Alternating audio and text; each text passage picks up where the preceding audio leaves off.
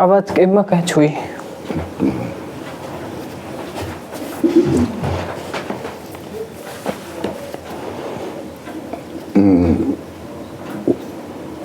अगले बृहस्पतिवार के किस दिन वार्ता हुई थी हमारी आपकी? किस बेसिस पे आपने जो प्रश्न किया था?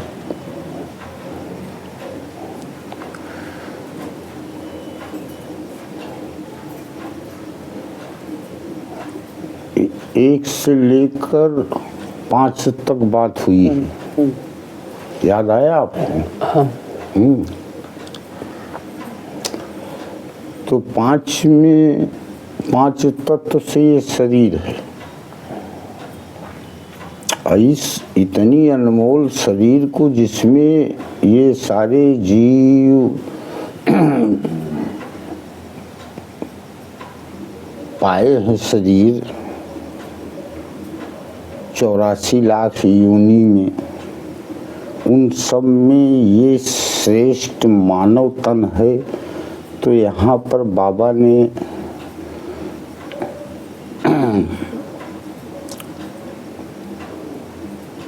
रामायण में शुद्ध रूप से लिखा है,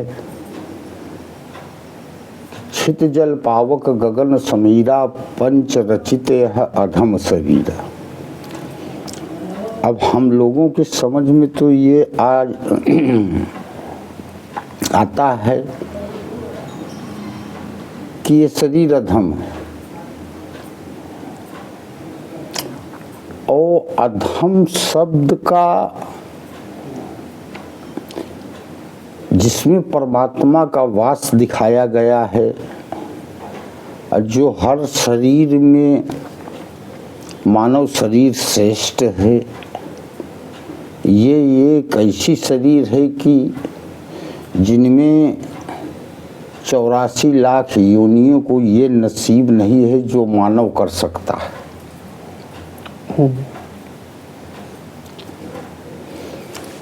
अब ये शरीर को यहाँ पर बाबा एक मार्गदर्शन करते हैं कि स्वार्थ 5 तत्व कर एहू, मन कर्म वचन राम पद नेहू। सोई सुंदर सोई सुभग शरीरा, नर्तन पाई भजई रघु वीरा। तो अब सुंदर शब्द केवल शंकर जी में जुड़ा हुआ है, सत्यम शिवम सुंदरम। अगर यहाँ पर शंकर जी का इशारा किया गया है, बाबा ने केवल इशारा किया है उन्होंने कि आप ये सुंदर शब्द किस नाम के साथ जुड़ा है, आप उसके पास जाइए। ये इशारा करता है शब्द।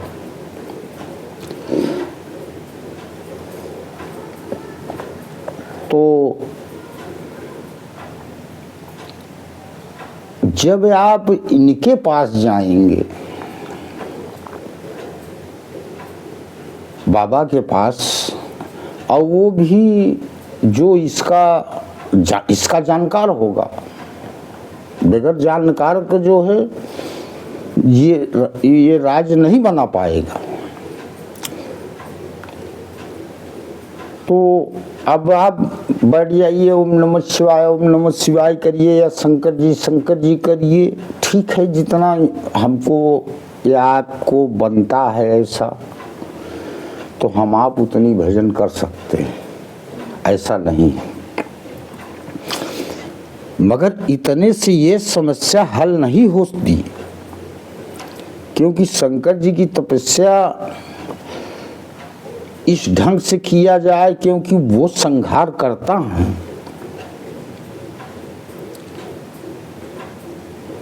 तो जैसा कि इसमें उस मंत्र का प्रयोग करिए जो अदृश्य है। वो अदृश्य क्या है? जो न हमें गुरुओं से मिला है और स्वयं ईश्वर की कृपा से प्राप्त हुआ है। वो है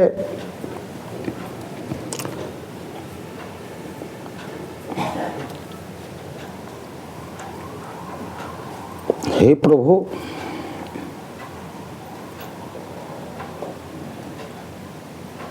ओम चारों धाम 84 अड्डा, ओम एक हुआ, 84 लाख योनियां हुई। मानव, इस मानव तन से तो आपको बोलना ही है, 84 लाख एक ही योनि हुई। हमें इस मानव तन से बोलना है कि हे प्रभु, उन सभी 84 लाख योनियों में प्रवेश कर, वह चाहे भूतकाल की हो चाहे भविष्य काल की, इस मानव तन से उन सभी 84 लाख योनियों के हृदय में प्रवेश कर इस मानव हृदय से पुकार रहा हूं, ओम सत्यम शिवम सुंदरम। तो जो योनि आपकी पीछे बीत चुकी है, या मानव तन पाने के बाद हम जिस योनि में प्रवेश करेंगे कर्मों के द्वारा, समझिए ना, उन सभी योनियों में अगर आप हृदय में प्रवेश करके इस मानव हृदय से पुकारते हैं तो 84 लाख करोड़ शब्द एक बार में निकलता है। माना जाए तो, मान का संसार है, अगर मान है तो, क्योंकि बाबा ने इस जगह यहाँ थोड़ा ज्ञान कराया है। ज्ञान ये कराया है कि उल्टा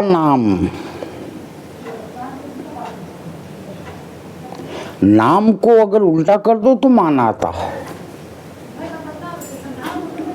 अगर आप मान के करिए तो वो उतना बाबा की नजर में आप उनकी तपस्या, उतनी भजन आप कर चुके एक ही वाणी में, तब बाबा प्रसन्न जब होते हैं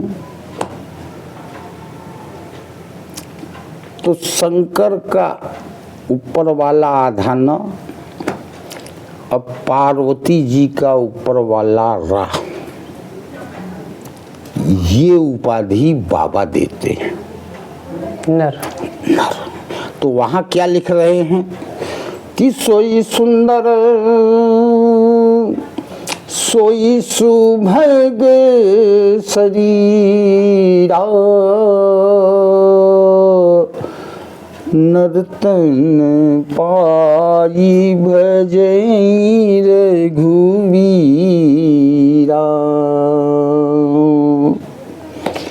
तो तब उपाधि हमको आपको नर की मिलती है, क्योंकि जो नर शब्द है वो दोनों ऊपर है। शंकर जी के आधार नर, अब पार्वती जी का आधार रहा। ये क्षमता इनके अंदर देना है कि आपको नर बनाए। और जब आप नर बन गए तो यहाँ भी कह रहे हैं कि नर तन, तो ये मानुष वगैरह जितने भी तन हैं ये सब हट जाएंगे, उससे नर की उपाधि मिलती है। और तब वो नर की जब उपाधि मिल जाती है तो कह रहे हैं नर तन पाई भजई रघुवीरा, तब आप भगवान के भजन करने के अधिकारी हो जाते हैं। समझिए ना आप। इसके पीछे तो अगर आप जो मैंने 1 से 5 तक बोला है, अगर 1 से 5 तक आपने इस गिनती को पूरी किया है, जैसे प्रथम में ईश्वर, ठीक, प्रथम में ईश्वर, जब आप दूसरे पे आएंगे तो दूसरा बनता है एक सत और एक असत, या एक सच या एक झूठ। तो आप अगर मानव एक हैं और श्रेष्ठ हैं जीवों में, तो आपको केवल एक को पकड़ना है जो श्रेष्ठ हो, और श्रेष्ठ वहां सच बनता है, झूठ नहीं श्रेष्ठ बनता। क्योंकि ये बहुत परिणाम इसके झूठ के आए हैं इस मृतलोक में, और सच के परिणाम भी बहुत आए, समझ गए ना। तो जो जब आप यहाँ से एक पकड़े तो आप दो हो गए, ठीक है। यहाँ एक पकड़े तो एक को छोड़े, एक को पकड़े तो एक को छोड़े, एक को पकड़े, अब यहाँ दो हो गए। अब जब आपको अगली सीढ़ी में बढ़ना है तो आपको वहाँ जब आप दो हो गया तो आपको दो छोड़ देना है यहाँ, क्योंकि आपको एक ही को पकड़ना है। मंत्र तंत्र यंत्र, इन तीनों में श्रेष्ठ मंत्र है। तो आप मंत्र को पकड़े, इसको हम आपको बता चुके हैं, इसलिए थोड़ा एक बार फिर रिपीट कर दे रहे हैं। आप मंत्र को पकड़े, अब आप 3 में हो गए। जब आप 3 में हो गए तो अब आप चौथे में घुसेंगे, और जब चौथे में घुसेंगे तो 3 इसमें काटना है, एक ही पकड़ना है आपको। तो ये चौथे में चौथे चरण में आप आए हैं, तो आप सतयुग द्वापर त्रेता कलयुग, सतयुग त्रेता द्वापर कलयुग, समझिए ना आप। तो इसमें आप कलयुग में आए हैं, ये सच है। एक में आए हैं ना कलयुग में, 3 में तो थे नहीं, पता थे भी तो किस रूप में थे, हमें क्या मालूम कि हम इस रूप में थे या किस रूप में थे। ये तो इतना बड़ा तो ज्ञान नहीं है जो पूर्वानुमान ज्ञान परमात्मा उस श्रेणी पे पहुंचाए तो जान भी सकता है। ऐसे ऐसे महान विभूतियां संसार में हैं कि वो जान भी सकते हैं कि हम पिछले जन्म में क्या थे या आगे जन्म में क्या हो गए। ऐसी ऐसी विभूतियां हुई हैं इस संसार में। तो अब यहाँ अब आपको ये देखना है कि हम जिस युग में हैं उस युग का नियम क्या, और जब हम 5 में जाएंगे, जब 5 में जाएंगे तो ये तन मिला है 5 तत्व, 5 तत्व। अब इसमें जो है इस शरीर के जो है ये 5 तत्व से जो बना है छित जल पावक गगन समीरा। अब आप समझ लीजिए, अगर आपको वायु जो है का नाम से कि 1 मिनट न मिले तो ये जीवन कैसे हो सकता है। एक सेकंड के जीवन पे हम लोग वायु से जी रहे हैं, बगैर सांस का। वायु से आदमी जब अंतिम समय उसका आता है तो आदमी ना कर ये सोचा सांस आवत जाल भी कि नहीं आवत जाल भी, समझिए ना। तो ये जब आपका जो है 5 तत्व का शरीर जो है, जब यहाँ से आप परिपूर्ण हो चुके 1 से 5 तक, समझिए ना। अब समस्या ये है कि 1 से 5 है, ठीक। तो हम 5 और पीछे 4 है, 5 4 9। ये शब्द की ज्ञान की बात है, समझिए ना आप। तो शब्द मतलब 1 है तो वो एक शब्द बना था, 3 है तो वो 3 में लिखा नहीं जा शब्द, वो भी लिखा जाता है। तो 5 से 4 को जब आप एक जिसको आप इन सबको जोड़ गए हैं तो वहाँ आपको जोड़ना है, यहाँ आपको जोड़ देना है। तो 5 4 9। अब 5 4 तो हो गए 9, तो बचा क्या आपके पास 3। आपके पास 3 बचा, 4 के नीचे 3 है। हाँ, तो अब 9 कटेगा कैसे? 3 त्रिका 9, ठीक। अब 3 कैसे कटेगा? अब 3 कटेगा नहीं, 1.5 होगा नहीं, क्योंकि इसमें कोई खंड तो बात है नहीं। तो एक 2 बचेगा, 1 बचेगा। क्या बचेगा? 2 बचेगा, 1 बचेगा। ठीक। अब आप 1 2 जोड़ ले, कितना हुआ? 3। फिर तीसरा आएगा, 1 2 तो जोड़ ले है, तीसरा आएगा 3, 1 2 3 हो गया, तीसरा आएगा 3, कितना हुआ? 6 हुए। और अब 6, अब 4 जोड़ेगा है, 6 4 10, और 10 आगे का है 5 है, 10 5 15, 1 और 5, एक ईश्वर और ये पंचरति शरीर। समझे कि नहीं? 1 5 का कि मानव की पूर्ति यही तलक 1 से 5 तक, समझिए ना। अब आप 15 पे आइए। 15वें में भागवत में श्री वामन जी का अवतार हुआ है। 15 वामन जी, जिसने 52 अंगुल के थे, वो जो है का नाम से कि और सारी धरती मैया को जो है राजा बलि से, क्योंकि वो सब यज्ञ कर लेते तो इंद्रासन ले सकते थे, इसलिए वो कर रहे थे राजा बलि। मतलब पूरी कथा हम नहीं बोलना चाहते, मूल चीज बोलना चाहते। तो वो जो है का नाम से कि भगवान वामन का रूप धर कर और जाकर पूरी पृथ्वी को जो है का नाम, पूरे साम्राज्य को, पूरे मृतलोक को उन्होंने जो है का नाम, पृथ्वी को जो है का नाम से दान में ले लिया। जब वो दान में ले लिए तो हमारा आपका बचता क्या है? और वैसे नहीं सपोर्ट करना है ये पृथ्वी को, समझिए ना आप। तो इस प्रकार से अब यहाँ से लेकर 15 ये है और 5 का शरीर है, 20 है। ठीक है, तो आपको 5 लेना है। यहाँ हम 5 में है तो हम यहाँ 5 लेंगे इसको।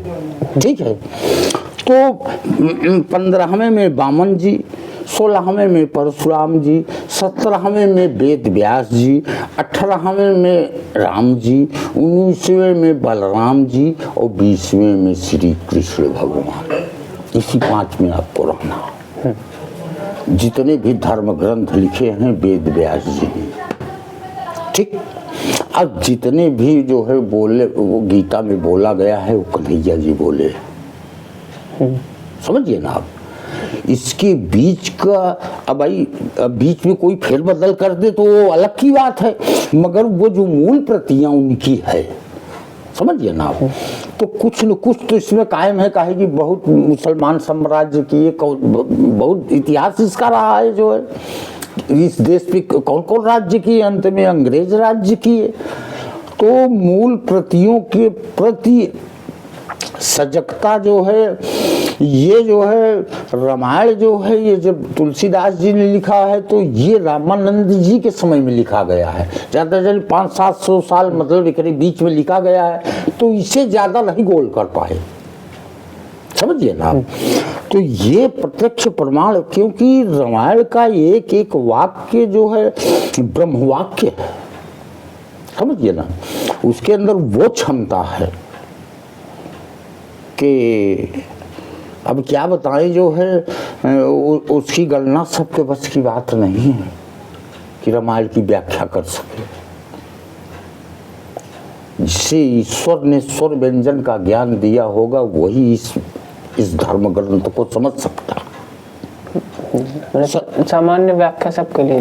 हाँ, समान व्याख्या सभी करेंगे। समझिए ना। अब आप यहाँ पे जो है जिस प्रकार अधम इस शरीर को बताया है, आज से अवर्ण मैंने बताया है ना, आज से अवर्ण। अवर्ण किसे कहते हैं? ये वेद कहता है। वह ब्रह्म को कहते हैं, जो सर्वोपरि है, एक है, जो सर्व में सर्वशक्तिमान है, वह ब्रह्म, वो चाहे राम रूप में हो, चाहे कृष्ण रूप में हो, चाहे जिस रूप में हो, या भगवान रूप में हो, ईश्वर रूप में हो, समझिए ना, एक ब्रह्म जो हमने एक की बात कहा, तो वो ऐसा नहीं है, वो सभी जीवों में वो वास करता है, क्योंकि बगैर उसके कोई जिंदा जी नहीं सकता। योनियां अलग अलग है, सबकी भाषाएं अलग अलग है, कोई किसी की एक भाषा नहीं है। अब यहाँ हम आप हिंदी अंग्रेजी उर्दू बना लें, वो बात अलग है, समझिए। चींटी अलग बोलेगी, उसको हम जान नहीं सकते, भैंस किस तरह बोलती है, गाय किस तरह बोलते हैं, मगर जो भाषा मानव को मिली है वो अन्य में नहीं है, समझिए आप। तो इसलिए जैसे कभी कभी तोता बोल लेता है सीताराम पर्वत पे, उसकी भाषा कुछ समझ में आती है, कभी कभी वो शुद्ध, मैंने सुना है सीताराम पर्वत पे बोलते हुए शुद्ध वाणी में, हमने अपने जो कान से सुना है, वो तोता बोल लेता है, और वो बहुत सिखाया जाता है तो वो सिखाने पे बोलता है। और ये जो है जन्मजात बोलता है, समझिए ना, ये चीज है इस शरीर के अंदर। तो अब आप इसमें अब देख लीजिए, राम जी का अनुसरण कर लीजिए, बलराम जी का अनुसरण कर लीजिए, कृष्ण भगवान का अनुसरण कर लीजिए, परशुराम जी का अनुसरण कर लीजिए, और वेद व्यास जी ने सारे ग्रंथों का जो है अनुसरण किया है, भागवत हो, कोई भी चीज हो। अब समस्या ये है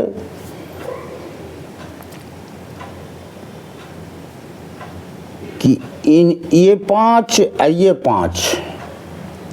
मिला के 10 इंद्रियां हैं इसके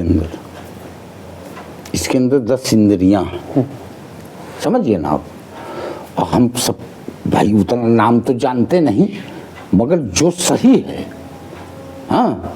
अब इंद्रियां मतलब जैसे आँख हो गया, कान हो गया, नाक हो गया, अब इनको आप राम नाम सुनना चाहते हैं, ये है, आप राम नाम बोलना चाहते हैं कि उल्टा सीधा बोलना चाहते हैं, ये अपने ऊपर होता है, ठीक। इन्हीं 5 यहाँ जोड़े 5, इन्हीं 10 को जो संभाल ले, समझिए ना, संतुलन में कर ले और मान के चले। जैसे वाणी किसी को बोलना है तो ऐसा नहीं बोलना है कि आपको हाथ लगे, ठीक। ऐसी कोई हम बात न सुने जिससे मेरा मन बदले, कुछ होता है ना, कोई संगत से गुण होता है, संगत से गुण जाए, संगत ही से गुण प्राप्त होते हैं। जैसे आप संगत कर रहे हैं कुछ जानने के लिए, या आप अपने गुरु जी से संपर्क करते हैं वहाँ पे, तो उनसे भी तो कुछ जानने के लिए, तो संगत से तो प्राप्त होता है, हाँ। तो इन सब चीज से बचता हुआ जो उसमें का, क्योंकि आप सच पकड़े हैं तो आप सच को परखिए कि इसमें सच है क्या, समझिए ना। और एक जैसे 4 में है तो 4 में एक है साम दाम दंड भेद, समझिए ना। ये नीतियां मानव के लिए है। साम नीति का रूप क्या है? साम नीति का वो रूप है जैसे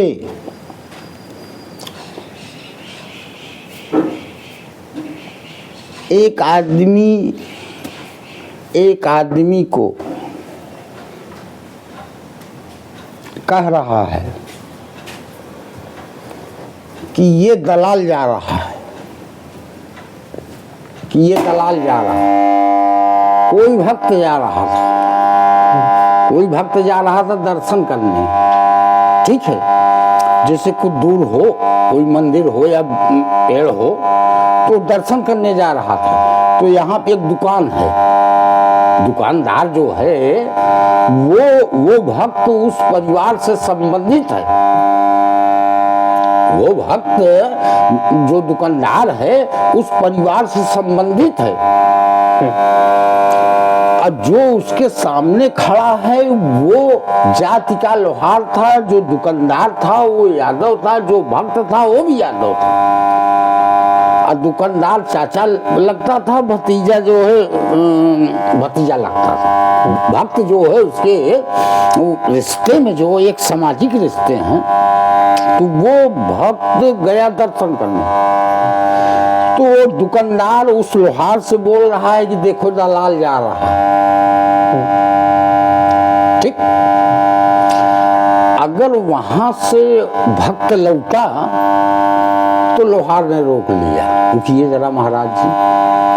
हाँ बोलिए, क्या बात है? एक बात ये बताइए कि आप तो कहाँ गए थे? हमने कहा मैं तो माता जी का दर्शन करने गया था। वो बोला भक्त कि मैं तो माता जी का दर्शन करने गया था। तो कहें जब आप दर्शन करता हैं, आप भक्ति करता हैं, तो ये आपका दलाल कहा था। तो स्वाभाविक है उस पर बुरा लगेगा, मगर सामनीति ये नहीं कहती कि आप उसको बुरा मान लें। उसका जवाब आपको सामनीति से देना है। जैसे कि भाई ये हमारे चाचा जी हैं, इनका पद बड़ा है, इनके बच्चे जैसे हैं, ये हमारे लिए कुछ बोल सकते हैं, इनकी सब माफ है। क्या हुआ? सब माफ है इनका। अच्छी बात है, इनका अधिकार है बोलने का। अब बोले तो क्या हुआ, ठीक है। अरे नहीं, उनके दलाल हैं तो भगवान के तो दलाल हैं, सही तो कह रहे हैं, क्या बुरा कह रहे हैं? ये सामनीति कहती है इस तरह जवाब देने का।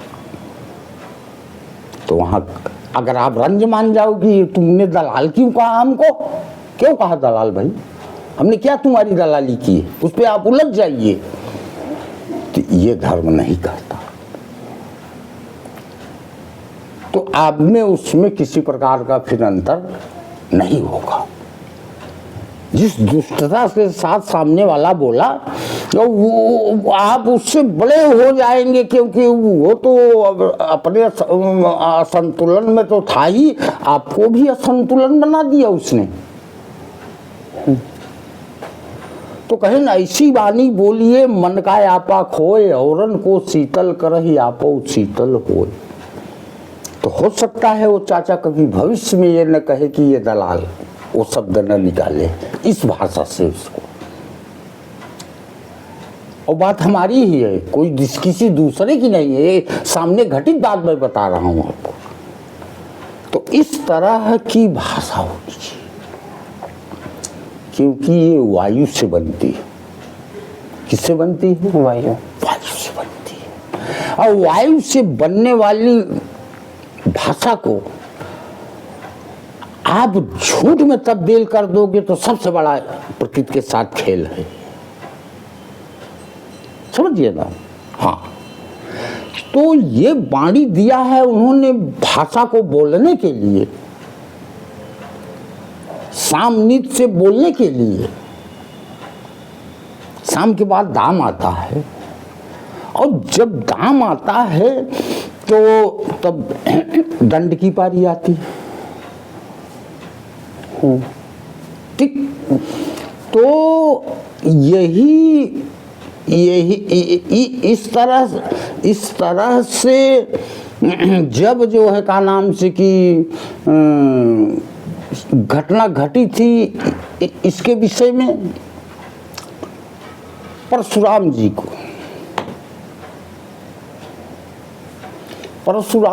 को वो जब धनुष टूटा था, तो परशुराम जी जब दरबार में पधारे तो बहुत क्रोधित हुए।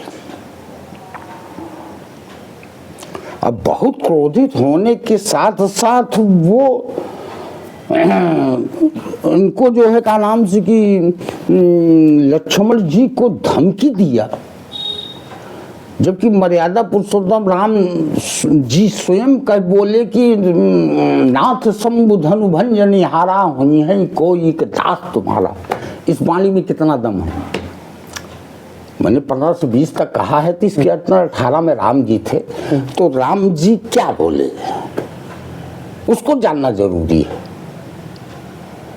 ठीक, राम जी ये बोले कि जबकि सर्वदाता हैं, जो मर्यादा पुरुषोत्तम राम जी थे, वो संसार के नायक हैं, और उन्हीं का एक छोटा सा रूप परशुराम जी है। ठीक, उनसे वो कह रहे हैं कि मतलब परशुराम जी तो पहले इतनी बड़ी बड़ी बात है, पलट दूंगा उलट दूंगा, मतलब तमाम प्रकार गुस्सा में कही थे वो करे। उनके सामने खड़े होकर मर्यादा पुरुषोत्तम राम बोलते हैं, नाथ संबुधनु भंजन हारा हनी है को एक दास। समझिए ना, अब इतना नम होते हुए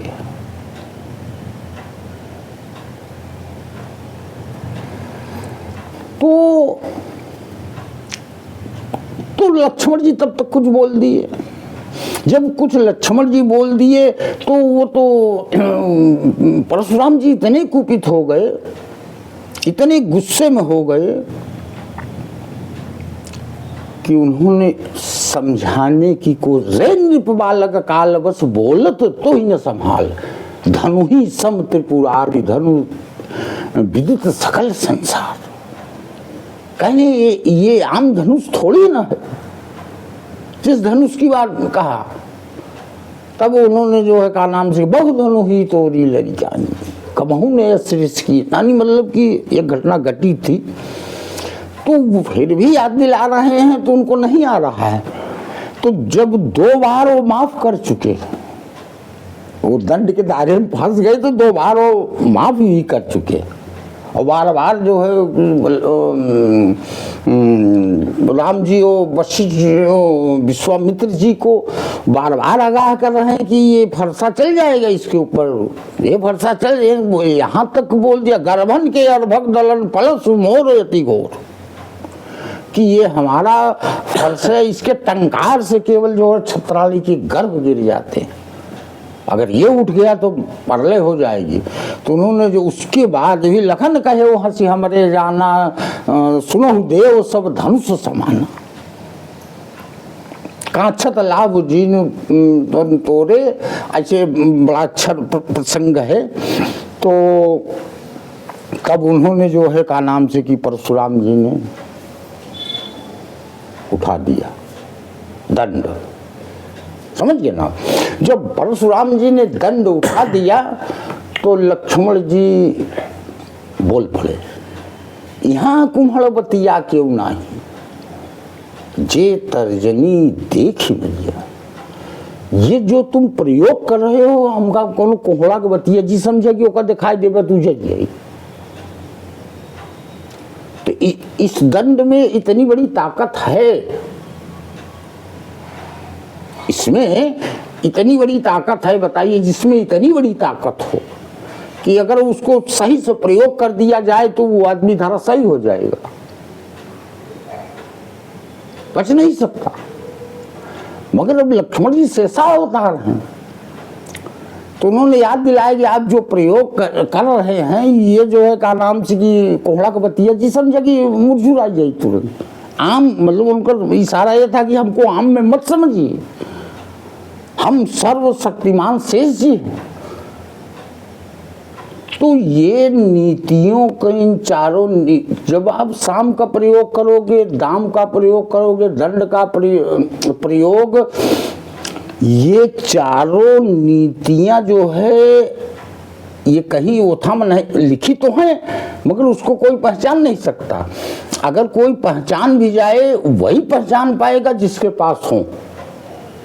और ये किताबों में नहीं है कि आप सीख लीजिए, ये किताबों में नहीं है, लिखी गई है मगर इसका तार और कुछ है कि जिसको ईश्वर देता है, समझिए ना, सबको नहीं, जिसको ईश्वर देता उसके पास होती है। काहे बोले सभी कह देंगे हम साम दाम दंड भेद का ज्ञाता ही, हाँ, क्योंकि वो ईश्वर वहां से बोलता है स्वयं। वो ईश्वर जब आप सच को पकड़े हैं, उन नियमों को निभा रहे हैं, तो वो ईश्वर स्वतः ही बोलता है, उसमें तुमको सोचने की कोई बात ही नहीं। आप तो उसमें कटपुल्ला हो जाओगे जो। तो ठीक, क्योंकि यहां समस्या ये है कि ये शरीर है, ये 3.5 हाथ की बनी है। हर जीव के अपने हाथ से 3.5 हाथ ही है, ठीक है।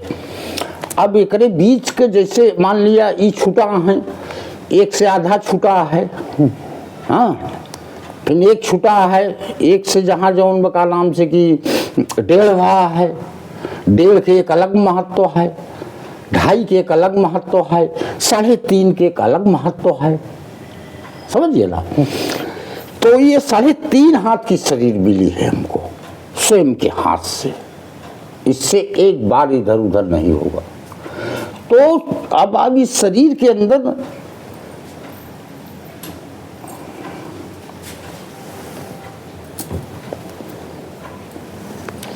इस शरीर के अंदर आप खोजिए कि इसके कौन से अंग में 3.5 है।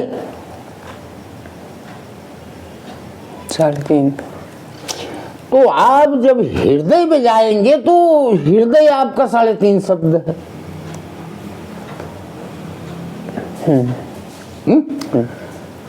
शरीर दिया है, अगर आप 3.5 हाथ की भगवान दिया है और 3.5 हाथ के शरीर में 3.5 शब्द बनता है, तो 3.5 शब्द केवल हृदय बनता है, समझिए ना।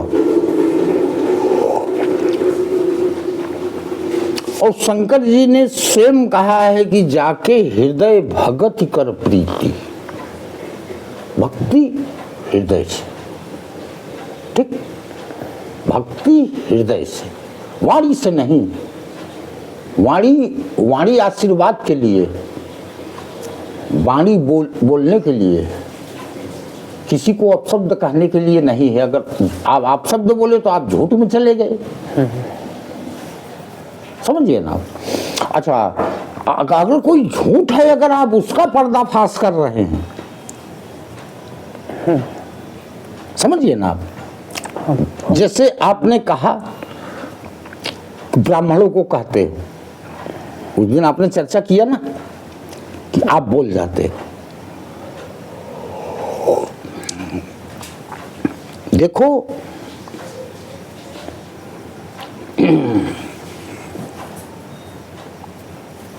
जो शास्त्रों में सत्य है, वह चाहे गीता हो, वह चाहे पुराण हो, चाहे भागवत हो, ये कर्ममय संसार है। इसमें कर्म से आदमी धन पा सकता है, कर्म से आदमी ब्राह्मण बन सकता है, कर्म से आदमी शूद्र बन सकता है। अर्जुन से भगवान कृष्ण जी ने कहा, हम मतलब मूल चीज बता रहे हैं कि चतुर्वर्ण्याम मम सिस्टम, हे अर्जुन 4 वर्णों की सृष्टि मैंने की, ब्राह्मण क्षत्रिय वैश्य शूद्र। तो अर्जुन बोल पड़े कि हे प्रभु, ये मनुष्यों को दिया? तो उन्होंने कहा ना ना ना ना ना, दिया किसी ने। गुण कर्म विभाग, गुण और कर्म के आधार पर ब्राह्मण शूद्र हो सकता है और शूद्र ब्राह्मण हो सकता है। तो जो अपने आप को ब्राह्मण बनता है तो उसका कर्म भी तो होना चाहिए। मैं कहाँ मान रहा हूं कि ब्राह्मण नहीं। अगर कोई बना हुआ है तो हम झूठ तो बोलेंगे नहीं कि आप ब्राह्मण हैं, हम नहीं झूठ बोलेंगे।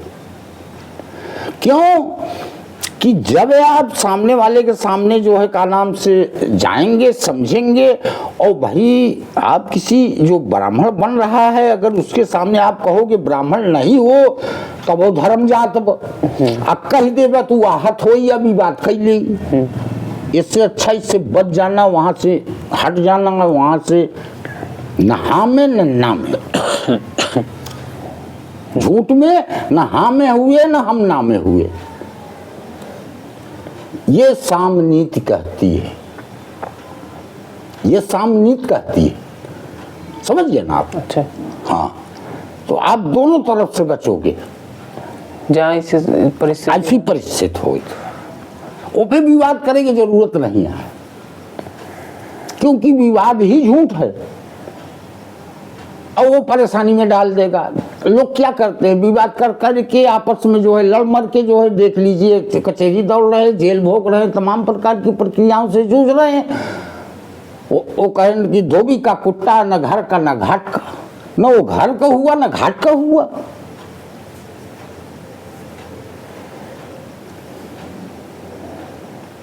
और न संतों के विचार हैं न भक्तों के ऐसे विचार होने चाहिए,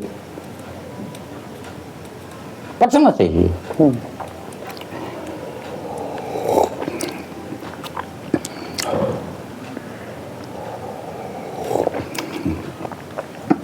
अच्छा, दूसरी चीज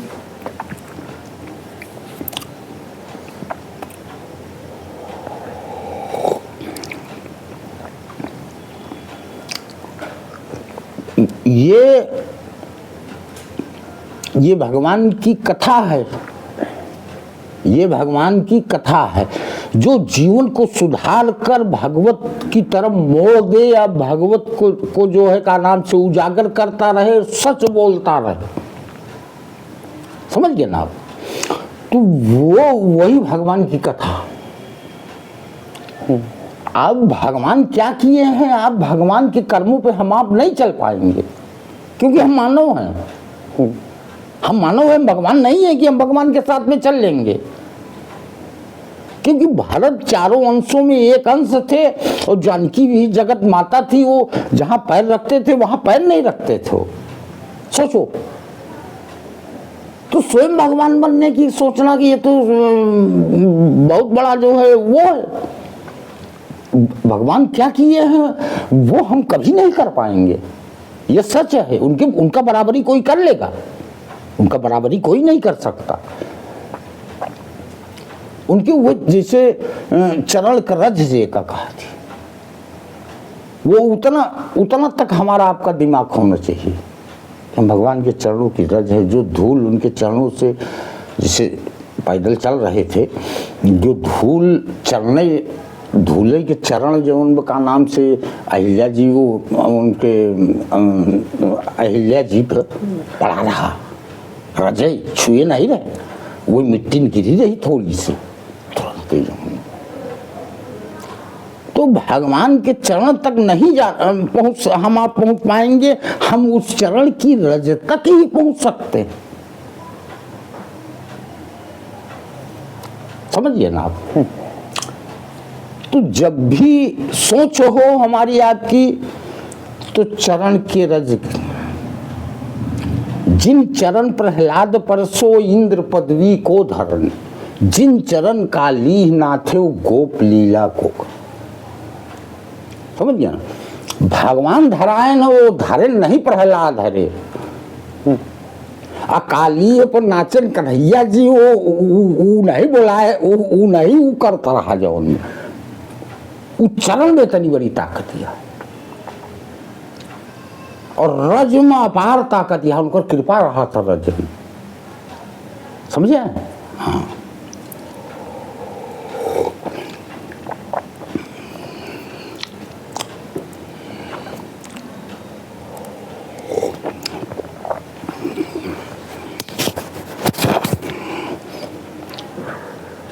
जैसे देखिए, यहां भी देखिए समझने वाली बात है। आ का एक रूप ये भी है, अचरज। उस रज में अचरज है, प्रभु के। पूजा अगर भगवान की जाए तो उनके चरणों के रज की जाए। समझिए ना, हमको कभी आप देखो जो है, हम भगवान में हाथ लगा के कभी नहीं जाते। वो चरण उनका धोते हैं गंगा जल से, नीचे से धोते हैं, यहाँ सामने से। भगवान ऊपर है तो नीचे रज है उनकी, रज यानी धूल। हाँ, धूल है उनकी। मानो तो मान के ऊपर है। आप चरण से ऊपर धोओगे तो दूसरा माना जाएगा, ठीक। और जब आप चरण के नीचे धोओगे तो रज मानी जाएगी। ये सोच में होनी चाहिए। कहाँ पे? सोच में। क्योंकि सोच ही एक ऐसी चीज है, ठीक, तीनों विभाग से ली गई है। आ से लेके यह तक, का से लेके म तक, या से लेके ज्ञ तक। सोच, समझ गया। अब प्रथम दो जो है का नाम से कि ऊपर नीचे से, ठीक है, और बीच में कर्म विभाग से है, तो आपका कर्म परिपूर्ण होगा। तब आपका कर्म परिपूर्ण होगा। सोच, अगर कुछ फल कहीं से कुछ भी है, ना मन से ना आत्मा से, आत्मा में तो परमात्मा वास करता है, आत्मा में परमात्मा वास करता है ना। जब ये निखट, जिस दिन वो हृदय से पुकारोगे, वो हृदय भी अंदर है, आत्मा भी अंदर है, दोनों एक सिक्के के दो पहलू हैं। समझ गए ना। तो जागृत होता है वो, आत्मा में वो बिंदु रूप में मौजूद है, वो जागृत होता है, क्योंकि उसको कोई देख नहीं पाता, वो निकल जाता है। समझिए ना, वही निकलता है, तभी तो अंत होता है जीव का। जब तक वो रहते हैं तो तब तक तो हंसता खेलता, चाहे कराहता ही रहा है, तो जीव करा है। वो चुपचाप सब देखते हैं। मैंने तुमको छोड़ दिया, सारी सृष्टि बना के, पूरा संयम एक संसार सजा के तुमको उस संसार में भेज दिया। अब तुमको बुद्धि है, ज्ञान है, सब कुछ है, और इतना है सोचने समझने की क्षमता। अब तुम क्या करोगे? तुम अपने मर्जी के मालिक हो। ये कर्ममय संसार है। समझिए ना, बगैर कर्म को किसी को कुछ मिलता नहीं, ठीक।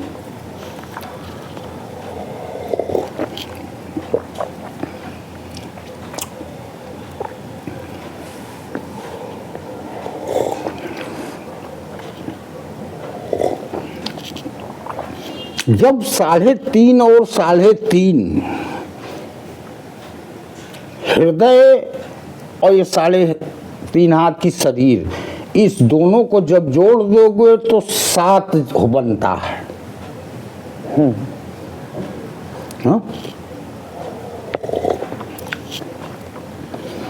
तो इस 7 जन्म की बात सुने हैं आप कि 7 जन्म होता है, ठीक।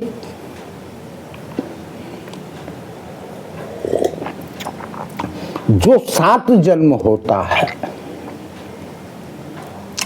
वो उसी जिसमें आया हो, दूसरे में आया हो, तीसरे में आया हो, चौथे में आया हो, पांचवें में आया हो, तो 7 जो है वही जिसमें आया है, 2 में आया है, 4 में आया है, जो इस तरह की तपस्या करता है, जो इस तरह की, क्योंकि जन्मत मरत दुसह दुख होई, जन्म और मरण दोनों समय में बहुत दुख होता है। उसको तो मरने वाला जान सकता है कुछ क्षण, और जन्म लेने वाला तो जानता ही नहीं। वो तो भाई कैसे पेट में रहा होगा, किस जगह रहा होगा, किस हालात में रहा होगा, पेट में क्या है, कचड़े पचड़ा तो है, कैसे हवा ले रहा, क्या खाता होगा, क्या पीता रहा होगा। 9 महीना संसार में नहीं होता वो। जब जन्म लेता है, आता है, तब वो रोता है कि कहाँ कहाँ कहाँ कहाँ गए, जीव रोता है। समझिए ना।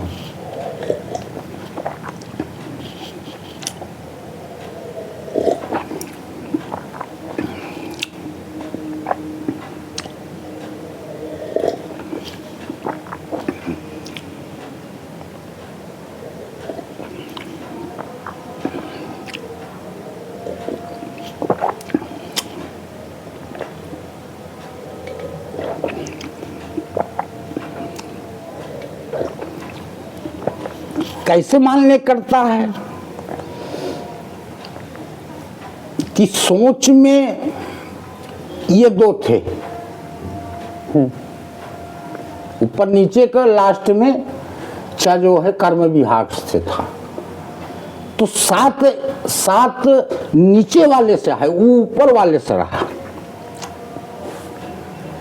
नीचे वाले से सात जो है, सात जो है वो जो है का नाम से कि पहले नीचे वाला है तब ऊपर वाला है, पहले नीचे वाला ऊपर वाला है तो फिर वो कर्म विभाग में जाके गिरता है। सातता हाँ चा ओह कहती गिरत था, एह कहती गिरत, दोनों है ना, बाएं एक गिरता है दाहिने एक गिरता है, तो ये क्या है कि एक किनारा संसार से किनारा मिल जाता है, एक परमात्मा का हो जाता है, समझ गए ना। सच दिख रहा है कि नहीं दिख रहा है इसमें जो मैं बोल रहा हूं, इसमें सच दिख रहा है तुमको, दिख रहा है ना कि सोच असात ये दोनों सौ दोनों वहां है, उसमें केवल ओ का मांत्रा है, इसमें बड़ा आ का मांत्रा है, ठीक है, अवय से जुड़ा, दूसरे से नहीं जुड़ा है, आई सवय से जुड़ा है, केवल कर्म विभाग में परिवर्तन भा है। कैसे?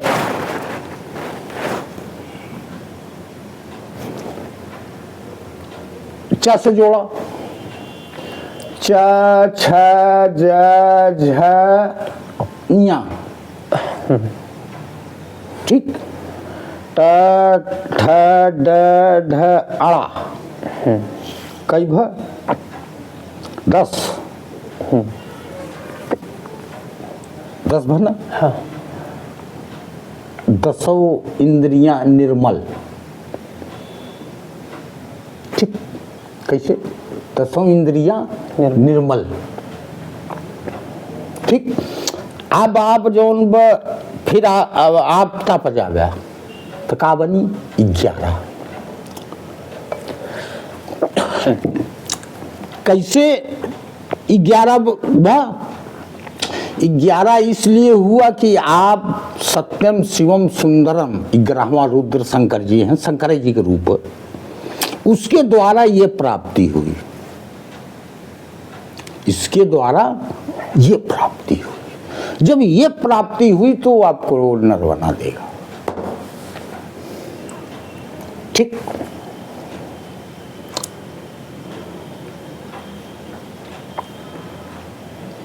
इस तरह की, क्योंकि जो भक्ति सोच से है और हृदय से है, ठीक है, सोच से हृदय से, इन दोनों का